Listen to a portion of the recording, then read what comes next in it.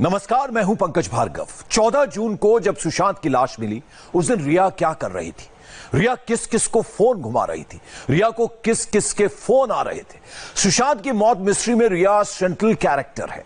रिया का सच जानने के लिए हमने उसके पूरे साल के कॉल रिकॉर्ड्स चेक किए, रिया के एसएमएस को चेक किया। यकीन मानिए, कॉल रिकॉर्ड में ही रिया की हकीकत छिपी है। उसमें कई बड़े राज हैं। इंडिया टीवी के 8 रिपोर्टर्स ने 24 घंटे में यह पड़ताल की है। देखिए।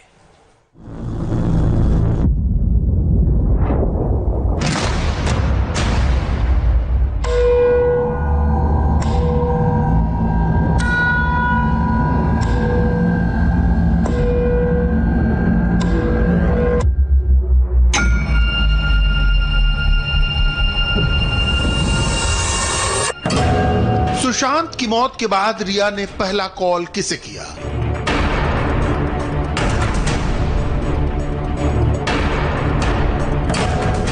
सुशांत की मौत के बाद रिया ने दूसरा कॉल किसे किया?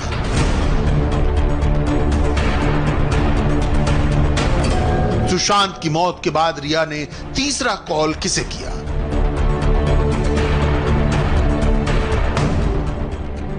सुशांत सिंह राजपूत की मौत की मिस्ट्री को डिकोड करने के लिए रिया चक्रवर्ती के कॉल डिटेल रिकॉर्ड को देखना जरूरी है। हमने रिया के पिछले 1 साल का सीडीआर चेक किया तो हमें रिया के 14,154 कॉल और एसएमएस के डिटेल मिले। रिया के सीडीआर में कुल 14,000 एंट्री है, लेकिन हमारी नजर बार बार 14 जून के दिन आके टिक जाती है, क्योंकि 14 जून के ही दिन सुशांत सिंह राजपूत के मौत की चौंकाने वाली खबर आई थी। हमने 14 जून के एंट्री को बार बार देखा और ये जानने की कोशिश की कि रिया चक्रवर्ती ने 14 जून को किस किस से बात की। 14 जून को बांद्रा की मोबला सोसाइटी के डुप्लेक्स फ्लैट में जब सुशांत की लाश मिली, तब वहां 4 लोग मौजूद थे। सुशांत और रिया का दोस्त सिद्धार्थ पिठानी, हाउस मैनेजर दीपेश, सुशांत का कुक केशव और सुशांत का दूसरा कुक नीरज। रिया इन चारों को जानती थी। सिद्धार्थ पिठानी से रिया की अक्सर बात होती थी। पिछले 1 साल में रिया और सिद्धार्थ पिठानी के बीच 100 बार फोन पर बात हुई। रिया 6 दिन पहले ही सुशांत का घर छोड़कर गई थी। हम भी जानना चाहते थे कि क्या जब सुशांत की मौत की खबर आई तो रिया ने पहला फोन सिद्धार्थ पिठानी को किया? सिद्धार्थ पिठानी का नाम नहीं है। 14 जून को रिया ने सिद्धार्थ को फोन नहीं किया, ना ही सिद्धार्थ पिठानी ने रिया को फोन मिलाया। 14 जून को रिया और सिद्धार्थ के बीच एसएमएस के जरिए भी बात नहीं हुई है। रिया की 14 जून की सीडीआर में हाउस मैनेजर दीपेश का नाम भी नहीं है। 14 जून को रिया ने कुक केशव से भी बात नहीं की। रिया ने दूसरे कुक नीरज को भी फोन नहीं मिलाया। सुशांत के घर में मौजूद 4 लोगों में से किसी ने रिया को फोन नहीं मिलाया। रिया खुद को सुशांत की गर्लफ्रेंड बताती है। 2 हफ्ते पहले तक रिया हाथ जोड़कर सुशांत के लिए इंसाफ मांग रही थी। अगर रिया को सुशांत की जरा भी परवाह होती तो 14 जून को सुशांत के सुसाइड की खबर मिलते ही रिया या तो वहां पहुंचती या सुशांत के फ्लैट में मौजूद लोगों से कांटेक्ट करती, लेकिन रिया ने ऐसा कुछ भी नहीं किया। रिया या तो कहीं बिजी थी या जानबूझकर सुशांत से जुड़ी खबरों को इग्नोर कर रही थी। 14 जून सुबह करीब 11:15 बजे बांद्रा के फ्लैट में सुशांत सिंह राजपूत का शव मिला। 11:03 से 1:17 के बीच रिया के मोबाइल पर 12 एसएमएस आए। इनमें से 4 एसएमएस बैंक के थे, जबकि 6 एसएमएस टेली मार्केटिंग कंपनियों के। 14 जून को दोपहर 12:45 पर रिया के मोबाइल पर एक एसएमएस आया। यह एसएमएस सात्विका चौधरी का था। संभव है टीवी पर सुशांत को लेकर चल रही खबरों को लेकर यह एसएमएस आया हो, लेकिन रिया ने इस एसएमएस का जवाब नहीं दिया और ना ही किसी को कॉल किया। दोपहर 1 बजे तक देश के तमाम चैनलों पर सुशांत के मौत की खबरें चलने लगी, फिर भी रिया खामोश रही। इसके बाद दोपहर 1:16 पर रिया के मोबाइल पर फहीम रूहानी का एसएमएस आया। 14 जून की दोपहर 1:46 पर रिया चक्रवर्ती ने पहला कॉल किया। यह पहला कॉल फहीम रूहानी को किया गया था। फहीम रूहानी और रिया चक्रवर्ती के बीच क्या बातचीत हुई थी ये तो हमें नहीं पता, लेकिन हम खुद कोशिश करते हैं फहीम रूहानी को कॉल करके ये पता लगाने की कि जो पहला कॉल 14 जून को रिया चक्रवर्ती उन्होंने किया था तो क्या बातचीत हुई थी।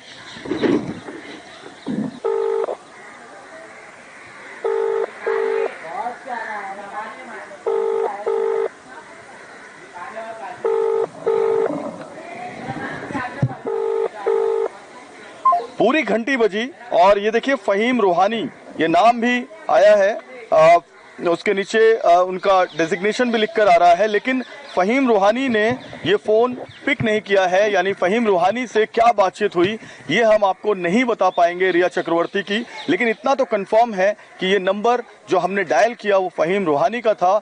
तो ये पहला कॉल था 14 जून को रिया चक्रवर्ती का जो उन्होंने अपने मोबाइल से आउटगोइंग कॉल किया था 14 जून को। हमने फहीम रूहानी का प्रोफाइल चेक किया तो पता चला कि उनका प्रोफेशन जर्नलिस्ट का है और वो एंटरटेनमेंट कवर कर चुके हैं। इससे इतना तो क्लियर है कि रिया अगर 14 जून को टीवी न्यूज न भी देख रही हूं तो दोपहर 1:46 पर उनको सुशांत की मौत की खबर मिल चुकी थी। दोपहर 2:21 पर रिया को निधि परमार का कॉल आया। निधि परमार से रिया की 36 सेकंड बात हुई। 2:28 पर रिया को मेघना का कॉल आया। मेघना से रिया ने केवल 8 सेकंड बात की। 14 जून को रिया के मोबाइल से दूसरा आउटगोइंग कॉल 2:29 पर किया गया। रिया ने इस बार रूपा चड्ढा को कॉल किया था। रूपा से रिया ने सिर्फ 8 सेकंड बात की, लेकिन माउंट ब्लैंक के उस फ्लाइट में मौजूद किसी को भी फोन नहीं किया जहां सुशांत का बेजान शरीर पड़ा हुआ था। ठीक 2:30 बजे रिया ने 2 अलग अलग नंबर से कॉल रिसीव किए। एक कॉल 17 सेकंड चली, दूसरी कॉल 18 सेकंड। 2:31 से 2:43 के बीच रिया ने back to back 4 outgoing call किए। क्या इस बार रिया ने सुशांत के घर फोन मिलाया? क्या रिया ने सुशांत की बहनों से बात की? रिया ने सुशांत के करीबियों से कांटेक्ट की कोई कोशिश नहीं की।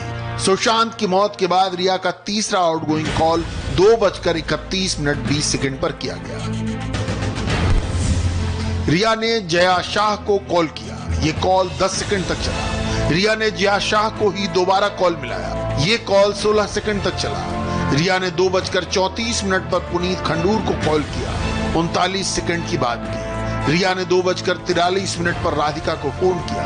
राधिका से 56 सेकंड की बात की। 2:57 पर रिया को आदित्य का कॉल आया जिसमें 2 मिनट 24 सेकंड की बात हुई। 14 जून को 4:04 से लेकर शाम 7:37 तक रिया चक्रवर्ती ने गौरव, लामिया और आदित्य इनके एसएमएस रिसीव किए, लेकिन किसी को जवाब नहीं दिया। जबकि दोपहर 2:57 के बाद रिया चक्रवर्ती ने ना तो किसी को फोन कॉल किया और ना ही किसी का फोन अटेंड किया। हालांकि इसके बाद रिया चक्रवर्ती कूपर अस्पताल के मॉर्चुरी में सफेद रंग के लिबास में जरूर नजर आई थी।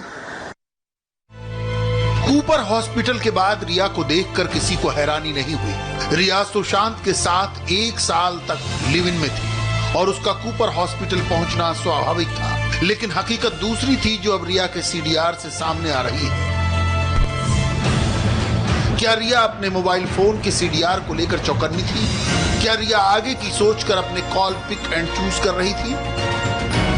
सीडीआर से किसी नतीजे पर पहुंचना जांच एजेंसियों का काम है, लेकिन इससे एक स्पष्ट क्लू मिल रहा है। पिछले 1 साल में रिया चक्रवर्ती ने अपने भाई सौविक चक्रवर्ती से 886 बार बात की, लेकिन 14 जून को रिया चक्रवर्ती ने अपने भाई शौविक को फोन तक नहीं किया। इसी तरह रिया चक्रवर्ती ने 1 साल में अपनी बिजनेस मैनेजर श्रुति मोदी से 791 बार बात की, लेकिन 14 जून को एक भी कॉल नहीं किया। वहीं हाउस मैनेजर जो सैमुअल मिरिंडा है, उनसे भी 1 साल में रिया चक्रवर्ती ने 287 बार बात की है। लेकिन आश्चर्य है कि 14 जून को जिस दिन सुशांत सिंह राजपूत की मौत हुई, एक भी बार रिया ने सैमुअल मिरिंडा को फोन नहीं किया। 14 जून को सुशांत की मौत की खबर आने से पहले रिया ने सबसे पहले लंबी बात राधिका मेहता से की। रिया और राधिका के बीच सुबह सुबह 1 घंटा 7 मिनट की बात हुई, लेकिन सुशांत की मौत से पहले की बात है। सुशांत सिंह की मौत के अगले दिन सुबह सुबह जब उनके शव को पोस्टमार्टम के बाद कूपर हॉस्पिटल से विले पार्ले शमशान भूमि ले जाने की तैयारी हो रही थी, उस समय रिया धनाधन 3 फोन कॉल करती है। 15 जून को रिया पहला कॉल सुबह 7:09 पर करती है और उनकी बातचीत 39 सेकंड तक चलती है। फिर रिया 7:36 पर पुनीत को और 8:04 पर जया शाह को फोन करती है। पुनीत से रिया की बातचीत 68 सेकंड तक चलती है, लेकिन जया से रिया की जो बातचीत है वो 3 मिनट 49 सेकंड तक होती है। 8:08 पर जया का रिया के मोबाइल पर कॉल बैक भी आता है। इस बार दोनों 5 मिनट 9 सेकंड तक बात करते हैं। फिर जया शाह के नंबर से 8:14 पर कॉल आता है और इस बार उन दोनों के बीच की जो बातचीत है वो 57 सेकंड की होती है। यानी सुशांत के मौत के ठीक अगले ही दिन जया और रिया के बीच 3 बार बात होती है और करीब 10 मिनट की ये बातचीत होती है। 8:48 पर जया और रिया में फिर बात होती है। कॉल जया का होता है, बातचीत 87 सेकंड चलती है। सुबह 9:11 पर रिया को रूमी जाफरी का कॉल आता है। रूमी जाफरी और रिया में 10 मिनट 8 सेकंड की बातचीत होती है। 10:30 पर रिया रूमी जाफरी को दोबारा कॉल करती है, यानी सवा घंटे के भीतर रूमी ने रिया को 2 बार कॉल किया। रूमी जाफरी बॉलीवुड के प्रोड्यूसर डायरेक्टर हैं। रूमी जाफरी सुशांत और रिया को एक साथ कास्ट करने वाले थे। मुंबई पुलिस और बिहार पुलिस दोनों ने रूमी का बयान दर्ज किया है। रिया चक्रवर्ती 15 जून को विले पार्ले शमशान भूमि जाती हैं, लेकिन वहां पर शमशान भूमि में सुशांत के करीबियों या उनके परिवार वालों से रिया चक्रवर्ती दूरी बना के रखती हैं। उसके बाद रिया चक्रवर्ती बैक टू बैक लगातार फोन पर बिजी रहती हैं। रिया चक्रवर्ती कई लोगों से बात करती हैं, लेकिन सुशांत सिंह राजपूत के परिवार या करीबियों से कोई बातचीत नहीं करती। 10:38 पर रिया प्रियंका को कॉल करती है। 272 सेकंड की बात होती है। 10:50 पर रिया आदित्य को फोन मिलाती है। 13 सेकंड की बात करती है। 10:52 पर रिया आदित्य को दोबारा फोन घुमाती है और 9 सेकंड की बात करती है। 15 जून दोपहर 1:27 पर रूमी जाफरी तीसरी बार रिया को कॉल करते हैं। रूमी जाफरी का कॉल रिसीव करने के बाद रिया 2 बार जय शाह को कॉल मिलाती है। 1:50 पर रिया और जया में 2 मिनट 44 सेकंड की बात होती है। 2:47 पर रिया और जया में 1 मिनट 3 सेकंड की बात होती है। 15 जून को 3:30 बजे के करीब भारी बारिश के बीच कूपर अस्पताल से सुशांत सिंह राजपूत की बॉडी को विले पार्ले शमशान भूमि ले जाने के लिए एम्बुलेंस पे चढ़ाया जाता है। उस वक्त भी रिया चक्रवर्ती जया शाह के साथ फोन पर कांटेक्ट में होती हैं। जया शाह से रिया चक्रवर्ती 4 मिनट 42 सेकंड तक लगातार बात करती हैं और जया से बात करने के बाद भी रिया 2 फोन कॉल और मिलाती हैं। 3:45 पर रिया जॉन कॉल्टन को फोन करती है। रिया और जॉन के बीच 20 मिनट की बातचीत होती है। 4:10 पर रिया एक्ट्रेस श्रद्धा कपूर को फोन मिलाती है। श्रद्धा कपूर से रिया के सिर्फ 12 सेकंड बात होती है। श्रद्धा कपूर से बात करने के बाद रिया विले पार्ले शमशान भूमि जाती है। रिया वहां सफेद कपड़ों में होती है। उनके माथे पर सफेद चुन्नी होती है। शमशान भूमि से लौटने के बाद शाम 7:15 बजे रिया को रूपा चड्ढा का फोन आता है। इस कॉल पर रिया 17 मिनट बात करती है। रिया की complete call detail Mumbai police के पास है। इसकी कॉपी बिहार पुलिस के पास भी है और अब सीबीआई ने भी रिया का सीडीआर निकाल लिया है। मुंबई पुलिस ने रिया से 11 घंटे की पूछताछ की, लेकिन रिया बिहार पुलिस के सामने हाजिर नहीं हुई और अब सीबीआई से बचने की कोशिश कर रही हैं। 1 साल में रिया के 14,000 से ज्यादा कॉल और एसएमएस हैं। हमने अभी सिर्फ 2 दिन के सीडीआर पर फोकस किया है। इसमें रिया के चारों ओर सस्पेंस ही सस्पेंस नजर आता है। रिया क्या छिपाना चाहती है? रिया सुशांत के बारे में इतना कम क्यों बताना चाहती है? सीबीआई को इसका भी पता लगाना है। अयोध्या में राम मंदिर का निर्माण शुरू हुआ तो पाकिस्तान अधिकृत कश्मीर में भी जय श्री राम के नारे लगने लगे, क्योंकि राम मंदिर की नींव में पीओके से लाई गई मिट्टी भी डाली गई है। पाकिस्तान के कब्जे वाले कश्मीर के शारदा पीठ से पवित्र मिट्टी अयोध्या तक कैसे लाई गई, यह किस्सा बहुत दिलचस्प है, क्योंकि पाकिस्तान ने हिंदुओं को शारदा पीठ में पूजा तक की इजाजत देने से मना कर दिया है, लेकिन राम के काम को पाकिस्तान अड़चन नहीं बना पाया। रामलला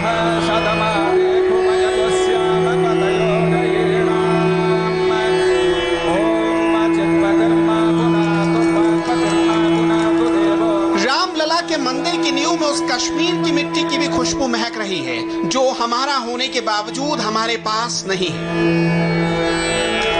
उस जमीन की मिट्टी जहां सदियों सनातन परंपरा का केसरी पताका फहराता रहा, उस पावन पवित्र गरिमा में स्थल की मिट्टी जिस पर कब्जा तो पाकिस्तान का है, लेकिन जिसके रज रज में राम विराजते का है, लेकिन जिसके रज रज में राम विराजते, जिसके कण कण में मां शारदा का वास है, जो हिंदुस्तान का छिटका हुआ वो हिस्सा है जिसकी धमनियों में संचार हिंदुओं की आस्था का है, जिसकी जिह्वा खामोश करने की पाकिस्तानी हुक्मरानों ने बहुत कोशिश की लेकिन हो न सका। जी हां, पाकिस्तान अधिकृत कश्मीर के शारदा पीठ से यही मिट्टी आई है, अपने आराध्य राम के मंदिर की नींव में अपनी आहुति समर्पित करने। शारदा पीठ का सदियों का गौरवशाली समृद्ध इतिहास के बारे में बात करें, उसके पहले शारदा पीठ से अयोध्या तक ये मिट्टी कैसे पहुंची, ये जानना बेहद दिलचस्प है, क्योंकि पाकिस्तान अधिकृत कश्मीर में किसी भी हिंदुस्तानी का प्रवेश वर्जित है। पाकिस्तानी आर्मी का यहाँ चप्पे चप्पे पर पहरा होता है, बावजूद इसके अपने राम की खातिर किसने अपनी जान जोखिम में डालकर शारदा पीठ की मिट्टी की ये ऐसी मुकम्मल तस्वीर है जिसकी दूसरी बानगी मिलनी मुश्किल है। असल में हिंदुस्तान से डायरेक्ट कोई शारदा पीठ पहुंच ही नहीं सकता, लिहाजा एक ऐसा फुल प्रूफ प्लान बनाया गया जो बाजवा एंड आर्मी को आसानी से चकमा देने में कामयाब हुआ। चीन में रहने वाले कर्नाटक के वेंकटेश रमन को उनकी पत्नी के साथ पीओके भेजा गया। दंपत्ति को कोई पहचान नहीं पाए, इसलिए उन्हें चीन के पासपोर्ट के साथ हांगकांग के रास्ते पीओके की राजधानी मुजफ्फराबाद भेजा गया। यहाँ से पति पत्नी शारदा पीठ तीर्थस्थल पर पहुंचे और फिर वहां की मिट्टी लेकर हांगकांग के रास्ते दिल्ली आ गए। यहाँ उन्होंने शारदा पीठ से जुड़े मंजूनाथ शर्मा नाम के एक व्यक्ति को मिट्टी सौंप दी। मंजूनाथ शर्मा फिर मिट्टी लेकर अयोध्या पहुंचे और आधारशिला में शामिल करने के लिए दे दिया। देवी के दर्शन के लिए हमारी यात्रा की शुरुआत हो चुकी है। हम लोग मुजफ्फराबाद पहुंच चुके हैं। हम लोगों को नो ऑब्जेक्शन सर्टिफिकेट के लिए इंतजार करना पड़ा। दुर्भाग्यवश ये हमें नहीं मिला, लेकिन इसके अलावा उन्होंने हमें किशन गंगा, जिसे नीलम नदी कहते हैं, वहां पूजा की इजाजत दी। वेंकट को मूल शारदा पीठ स्थान पर पाकिस्तान ने जाने की अनुमति तक नहीं दी, लेकिन वेंकट की ये जो पूजा करने की तस्वीर है, ये ठीक शारदा पीठ से बस थोड़ी ही दूर पर है, किशन गंगा के किनारे, जिसकी निर्मल धारा शारदा पीठ को छूकर गुजरती है। आस्था की चौखट पर भी पाकिस्तान ने अपने विध्वंसक सोच का ताला लगा रखा है, लेकिन पाकिस्तान उस मिट्टी को हिंदुस्तान आने से नहीं रोक सका जो राम काज में प्रयोग की जानी थी। पाकिस्तान उस मिट्टी को हिंदुस्तान आने से नहीं रोक सका जो राम काज में प्रयोग की जानी थी, दिला के सीकर सिटीजन बना के इस रविंद्र पंडित की जा सकी।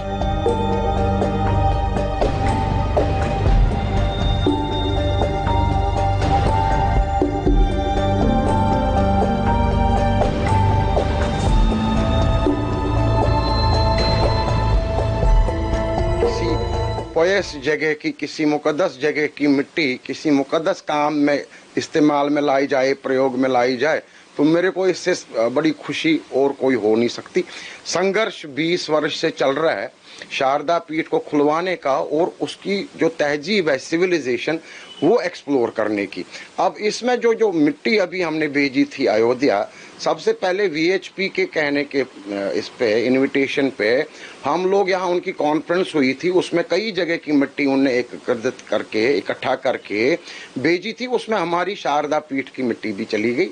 उसके बाद मैंने अपने एक फॉलोअर मंजूनाथ शर्मा उसका नाम है, वो बेंगलोर बेस्ड है, उसको भेजा क्योंकि उनका कार्यक्रम बना था, वहाँ जाने का अनुमति भी मिली थी, तो उनके द्वारा मैंने शारदा पीठ की मिट्टी जो है वो भेजी अलग से, और छोटी सी शिला भी भेजी जो वहाँ शिलान्यास में प्रयोग में लाई गई।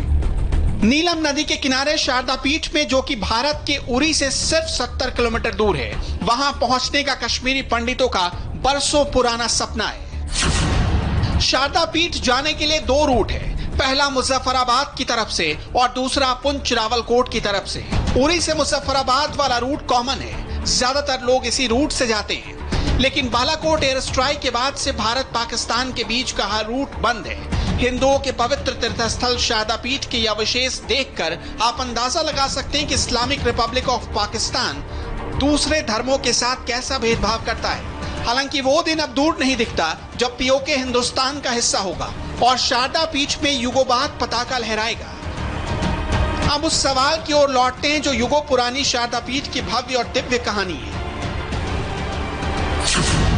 शारदा पीठ करीब 5000 साल पुराना मंदिर है जिसे सम्राट अशोक के शासनकाल में स्थापित किया गया। शारदा पीठ कश्मीरी पंडितों के लिए 3 प्रसिद्ध पवित्र स्थलों में से एक है। कश्मीरी पंडित यहां पहुंचने के लिए लंबे समय से एक कॉरिडोर की मांग कर रहे हैं। पिछले साल पाकिस्तान सरकार ने 25 मार्च को ही कॉरिडोर बनाने की मंजूरी भी दी थी, लेकिन पाकिस्तान के विदेश विभाग ने खराब माहौल का हवाला देते हुए इसे खारिज कर दिया था। करतारपुर ये पाकिस्तान इसलिए पासपोर्ट और वीजा वाले प्रश्नों पर कोई कंफ्यूजन नहीं। शारदा पीठ ये भारत में है, पाक ने उस क्षेत्र को अधिकृत किया हुआ है, इसलिए इसकी मॉडलिटीज क्या होगी उनमें थोड़ी उलझन अभी है। कब समय ऐसा आएगा कि अनुमति मिलेगी और हम सबकी आंखों में उस पीठ के दर्शन होते हैं, हमारे हृदयों में श्रद्धा है। सदियों तक जहां देवी देवताओं का दरबार था, युगों तक जहां आस्था का मेला लगता रहा, करोड़ों हिंदुओं की भक्ति का जो सालों तक केंद्र रहा, वहां अब सिर्फ भग्नावशेष बचा है। लेकिन भूगोल पर अधिकार जमा लेने से ना तो इतिहास बदल जाता है, ना भक्ति के रंग पर कोई दूसरा रंग चढ़ाया जा सकता है। कश्मीरी हिंदुओं की आज भी दिन की शुरुआत शारदा पीठ की ओर साष्टांग करने से होती है। नमस्ते शारदे देवी काश्मीर पुरवासिनी, त्वामहं प्रार्थये नित्यं विद्यादानं च देहि मे। 9 अगस्त आज के दिन साल 1945 में जापान के नागासाकी पर परमाणु बम गिराया गया था। इस घटना को 75 साल बीत चुके हैं। दुनिया पूरी तरह से बदल गई है, लेकिन आज भी न्यूक्लियर अटैक, परमाणु युद्ध के नाम से अफवाह फैलाई जाती है, पैनिक क्रिएट किया जाता है। बाकायदा सोशल मीडिया में एटम बम को ट्रेंड कराया जाता है। कोरोना महामारी से वैसे ही लोगों में डर है, ऐसी खबरों से इस डर को और बढ़ाने की कोशिश होती है। परमाणु युद्ध की अफवाह और सच में कितना फर्क है, यह समझना जरूरी है। इसके लिए हमने कई एक्सपर्ट से बात की, उनसे एटॉमिक वॉर से जुड़ी हर एक आशंका पर डिटेल जानकारी ली और उसके बाद आपके लिए यह रिपोर्ट तैयार की है। देखिए।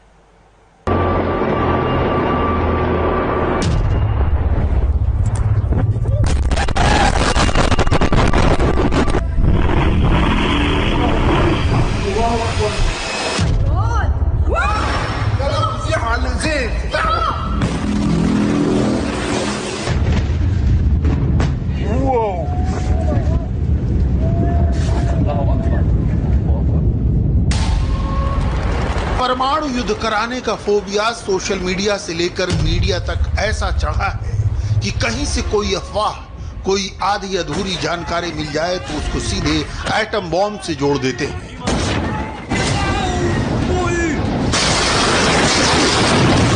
फिर उसको दिन भर चलाएंगे, सोशल मीडिया में शेयर करेंगे और आम लोगों को ये मनाने में कामयाब हो जाएंगे कि सच में परमाणु युद्ध होने वाला है।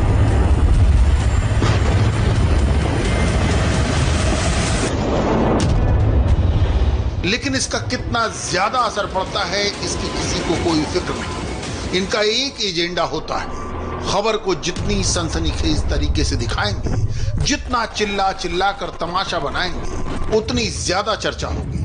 अक्सर ऐसी मनगढ़ंत कहानियों को साकार करने के लिए फिल्मी सीन्स का सहारा लिया जाता है।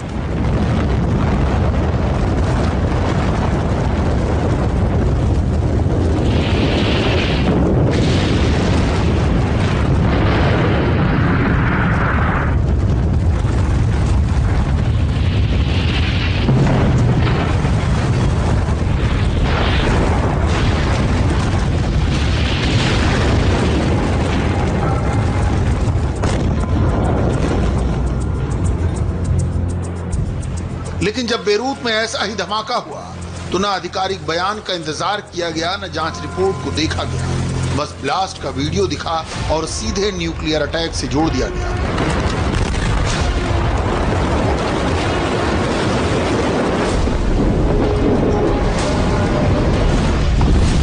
सोशल मीडिया में परमाणु बॉम्ब के अलग अलग दावे किए जाने लगे। इसका ये असर पड़ा कि अभी तक कुछ लोग यही मानते हैं कि बेरूत में किसी मिसाइल से छोटा न्यूक्लियर ब्लास्ट किया गया है।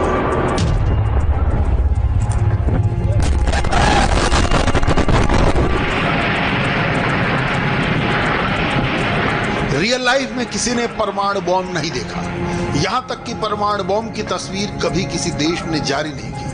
ना ही किसी को परमाणु बॉम्ब की वर्किंग के बारे में पता है, लेकिन फिर भी कई लोग खुद को न्यूक्लियर बॉम्ब का एक्सपर्ट मानकर कुछ भी दिखाते हैं या छाप देते हैं। ऐसे में हमने उन लोगों से बात की जो वाकई डिफेंस एक्सपर्ट हैं, जिनको परमाणु बॉम्ब की वाकई जानकारी है। ये है लेफ्टिनेंट जनरल SL नरसिम्हन, जो नेशनल सुरक्षा एडवाइजरी बोर्ड के सदस्य भी हैं। हमने उनसे सवाल पूछा कि क्या वाकई परमाणु युद्ध होने वाला है या इसकी आशंका है। परमाणु हथियार जो है एक राजनीतिक अवरोध के तौर पे इस्तेमाल किया जाता है, ना कि लड़ाई करने का जो हथियार है उसके जैसे। तो इसलिए मैं समझता हूं आज का तारीख में भी कई देशों के पास में परमाणु हथियार होने के बावजूद इसको इस्तेमाल करना जो है, मैं समझता हूं कि एक नामुमकिन वाली बात है। सबसे पहले समझिए, अगर बेरूत में वाकई परमाणु बॉम्ब से हमला होता तो वहां क्या क्या है। बेरूत लेबनान की राजधानी। अगर बेरूत पर 100 किलोटन का एटमी बॉम्ब फोड़ा गया होता तो धमाके के 0.79 किलोमीटर तक सब कुछ खत्म हो जाता। कंक्रीट की बिल्डिंग को छोड़कर कुछ भी नहीं बचता। 3.21 किलोमीटर तक भूकंप के बेहद तेज झटके लगते। 10.5 किलोमीटर तक रेडिएशन फैलता, जिससे इंसान जानवर कोई भी नहीं बच पाता। 14.2 किलोमीटर तक सारी इमारतें गिर जाती, बिल्डिंग के अंदर छिपे इंसान भी नहीं बच पाते। 47.9 किलोमीटर तक थर्मल रेडिएशन का असर होगा, जो लाखों लोगों को निगल जाएगा। 100 किलोमीटर तक घरों की खिड़कियां चटक जाती, यानी एक बॉम्ब से आसपास के कई शहर बर्बाद हो जाते हैं।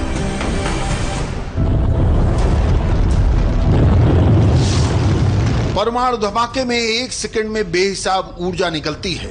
विस्फोट की जगह पर तापमान हजारों डिग्री सेल्सियस पहुंच जाता है, लेकिन ऐसा कुछ भी नहीं हुआ। जो अनाज धमाके वाली जगह पर पड़ा है वो जलकर खाक हो जाता है। आज पूरी दुनिया लेबनान की मदद के लिए पहुंच रही है, लेकिन अगर न्यूक्लियर अटैक होता तो रेडिएशन के कारण कोई बेरूत में मदद करने नहीं जाता। बेरूत ब्लास्ट के बीच दुल्हनों के वीडियो भी जबरदस्त वायरल हैं। कुछ लोग ऐसा भी दावा कर रहे हैं कि परमाणु हमले के बीच इनकी मौत हो गई। सबसे पहले देखिए उस वक्त क्या हुआ था। एक नई नवेली दुल्हन अपनी शादी का फोटोशूट करा रही थी, तभी अचानक धमाका होता है।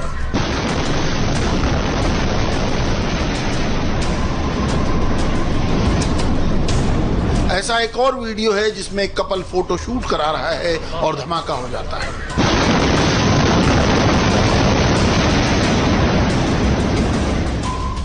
आपको बता दें कि दोनों वीडियो में किसी की जान नहीं गई। अगर ये न्यूक्लियर हमला होता तो धमाके में कोई नहीं बचता, न ही ये वीडियो आप तक पहुंचता, क्योंकि जिस कैमरे में ये वीडियो रिकॉर्ड किया जा रहा है वो गल चुका होता। परमाणु बम से इतनी ऊर्जा निकलती कि सब कुछ गल जाता, इंसान से लेकर लोहा और कांच तक। हमने एक और defence expert retired lieutenant general Sanjay Kulkarni से बात की। संजय कुलकर्णी जंग में हिस्सा ले चुके हैं, हजारों फीट सियाचिन की ऊंचाई पर जंग लड़ चुके हैं।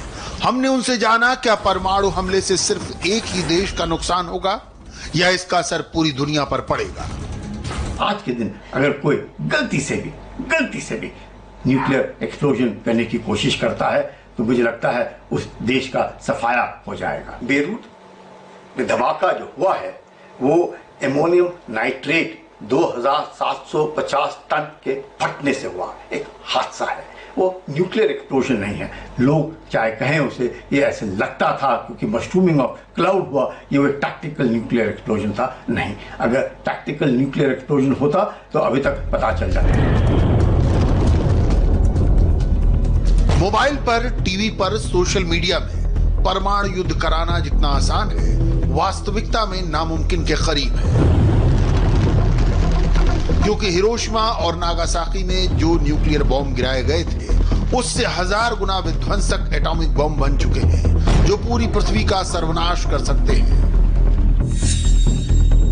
साल 1945 तक अमेरिका के पास परमाणु बम थे।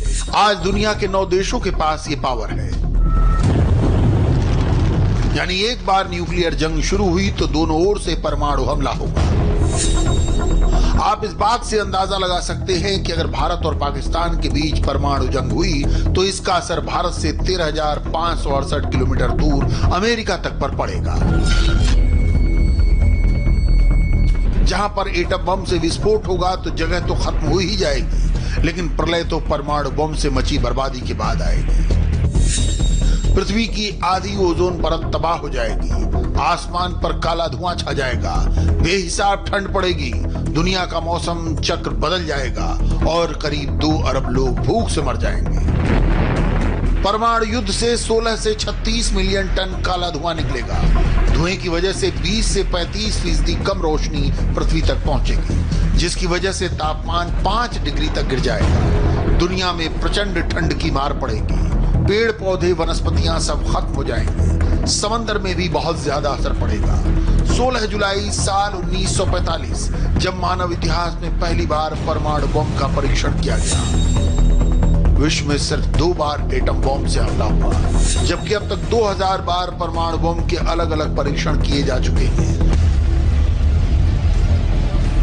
लेकिन कभी दोबारा किसी देश ने किसी पर न्यूक्लियर हमला नहीं किया। कुछ लोग ये तर्क भी देते हैं कि कोरोना की वजह से वर्ल्ड वॉर होगी और फिर परमाणु युद्ध शुरू होगा। तो हमने इस पर रिटायर्ड लेफ्टिनेंट जनरल सतीश दुआ से बात की। उनसे जाना क्या कोरोना के बीच वर्ल्ड वॉर हो सकती है। मेरे हिसाब से, मेरे पॉइंट ऑफ व्यू से ये एक ज्यादा इमेजिनेटिव सा और पड़ रहा है कि अगर हम सोचते हैं कि इसमें एक वर्ल्ड वॉर हो जाएगी। मेरी समझ से दुनिया की अपनी जो चुनौतियां हैं वो अभी कोविड के चलते हैं, इकोनॉमी के चलते हैं, ये जो और टेक्नोलॉजिकल चुनौतियां हैं। कौन करेगा विश्व युद्ध? यूएस कोई अभी लड़ाई नहीं चाहता, चाइना कोई लड़ाई नहीं चाहता। ये सब जियोपॉलिटिकल पुल्स और पुश, और ये इनके अलावा मेरी समझ से लड़ाई नहीं है। बेरूत धमाके में धुएं का बादल मशरूम की तरह उठा था, लेकिन हर धमाका परमाणु बम से नहीं होता। बेरूत में अमोनियम नाइट्रेट से इतना भीषण ब्लास्ट हुआ। सोशल मीडिया में भी ये दावा किया जा रहा है कि अमोनियम नाइट्रेट से ऐसा धमाका नहीं हो सकता।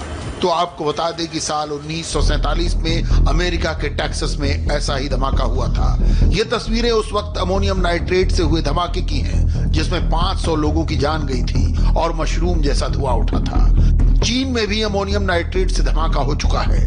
अब आगे से कोई भी आपको परमाणु बम, न्यूक्लियर वॉर के नाम पर कुछ भी अनाप शनाप बताए या वर्ल्ड वॉर की घनघोर कल्पना दिखाए, तो आप अपना दिमाग जरूर लगाइएगा, क्योंकि सच ये है कि ऐसा कुछ भी नहीं होने जा रहा।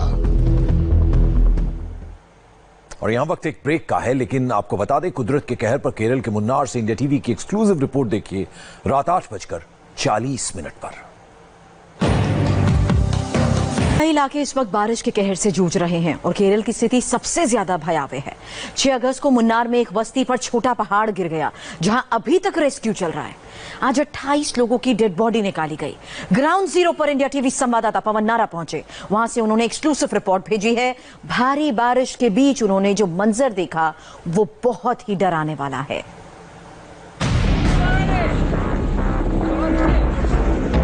6 अगस्त की रात मुन्नार के राजमला में कुछ ऐसा ही हुआ था।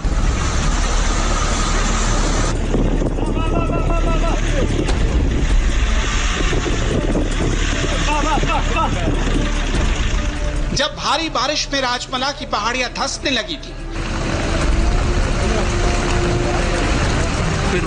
मिट्टी दरकने लगी, पानी, मिट्टी और पत्थर से मिला हुआ लाखों टन का सॉलिड मलबा आहिस्ता आहिस्ता ढलान की ओर बढ़ने लगा, जिसकी जद में राजमला के चाय बागान कर्मचारियों की 4 कॉलोनियां और एक चर्च आ गए।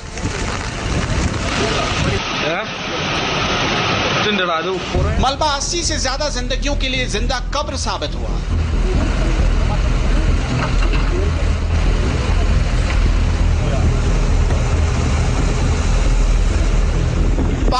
सरकने की ये तस्वीर 3 दिन पहले की तमिलनाडु के नीलगिरी की है।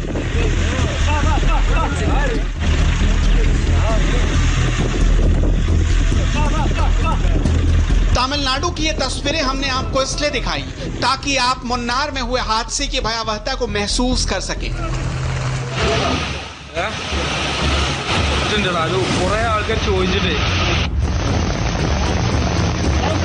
राजमला के नेम कक्कड़ स्टेट में पेटीमुड़ी डिवीजन में सो रहे 20 परिवारों के घरों पर एक बड़ी पहाड़ी ऐसे ही गिरी। इंडिया टीवी के रिपोर्टर पवन नारा राजमला में ठीक उसी जगह पर पहुंचे जहां लैंडस्लाइड हुआ था। है जो यहाँ पहुंची है, इन तस्वीरों को आप तक पहुंचा रही है और यहाँ की स्थिति सचमुच भयावह है। अगर आप दूर देखेंगे तो वो एक घर की छत है जो यहाँ से बहते हुए वहाँ तक चला गया।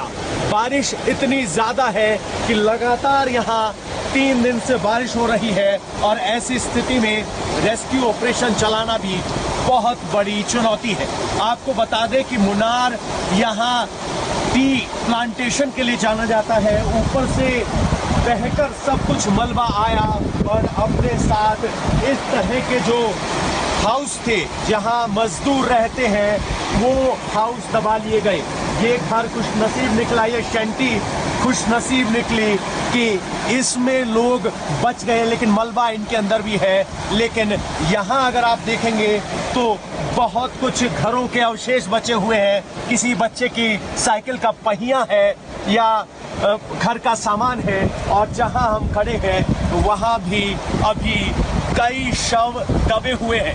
बताया जा रहा है कि कुल 81 लोग थे, लेकिन अभी तक 43 लोगों को ही यहाँ के 43 लोगों के शव ही यहाँ से निकाले जा चुके हैं।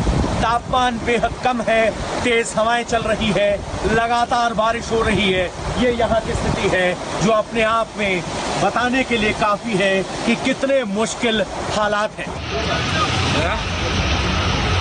जिस जमीन को आप टीवी स्क्रीन पर देख रहे हैं ये वही पहाड़ का मलबा है जो 83 जिंदगियों के लिए कब्रगाह बन गया।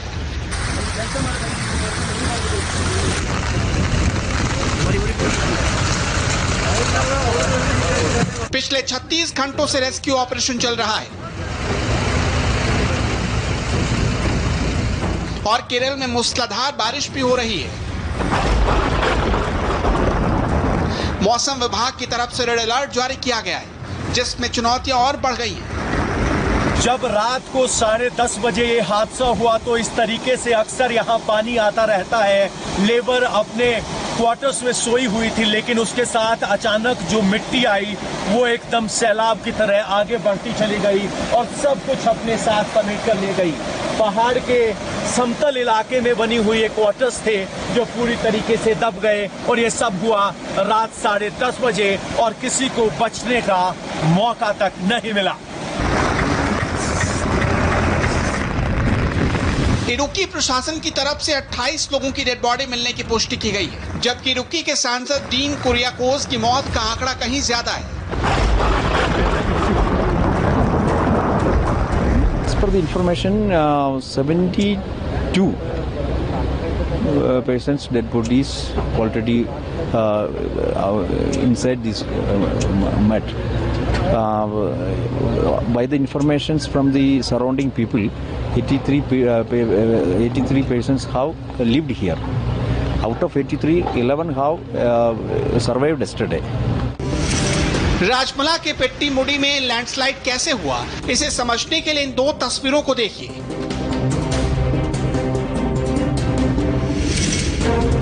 एक तस्वीर हादसे के पहले की है, दूसरी हादसे के बाद की। और इसी जगह पर चाय बागान मजदूर की 4 ब्लॉक्स थे जहां वो परिवार सहित रहते थे। यहीं पर एक छोटा सा चर्च भी था। 6 अगस्त की रात भारी बारिश की वजह से पहाड़ों की अपनी पकड़ कमजोर हुई, जिसके बाद पत्थर, पहाड़ और पानी का मलबा ऊंचाई से नीचे की ओर मलबे की शक्ल में सरकता गया।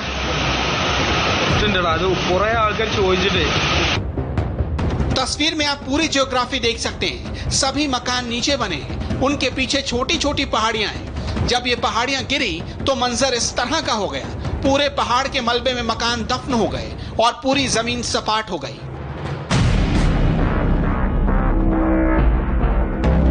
इस वक्त हम मुनार में हैं, जो टी प्लांटेशन के लिए फेमस है।